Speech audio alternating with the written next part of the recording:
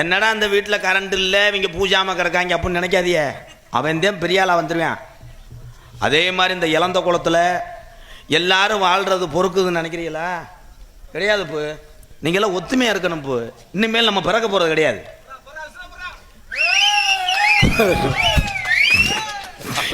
தெய்வம் நிறைய பாதிக்கப்பட்டிருக்கும் போல.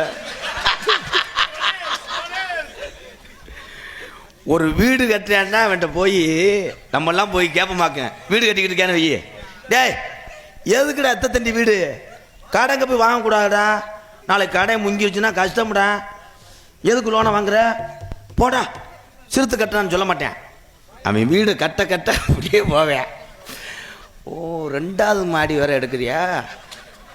உடனே பக்கத்தில் கேட்பாங்க, இங்கிருந்து அறந்தா இங்கே அடித்து கேட்பேன். செய்வனை வச்சா உடனே கேட்குறது மாதிரி ஏதாவது கோடாக்கியிருக்கானா?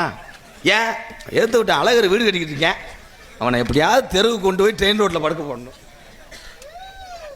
இது தப்பு. வாழ பொறுக்காத உலகத்தில் நீங்கள்லாம் வாழ்ந்துக்கிட்டு இருக்கீங்க.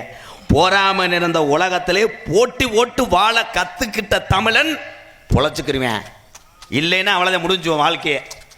இன்னும் சொல்கிறேன், 10 வருஷத்துக்கு அப்புறம் ஒருத்தனை கொண்டா தாயா ஒருத்தன் வாழ முடியும். அந்த நிலைமை அந்த தமிழகத்தில் வந்துடும். உண்மைதான், உண்மையா இல்லையா மகளி?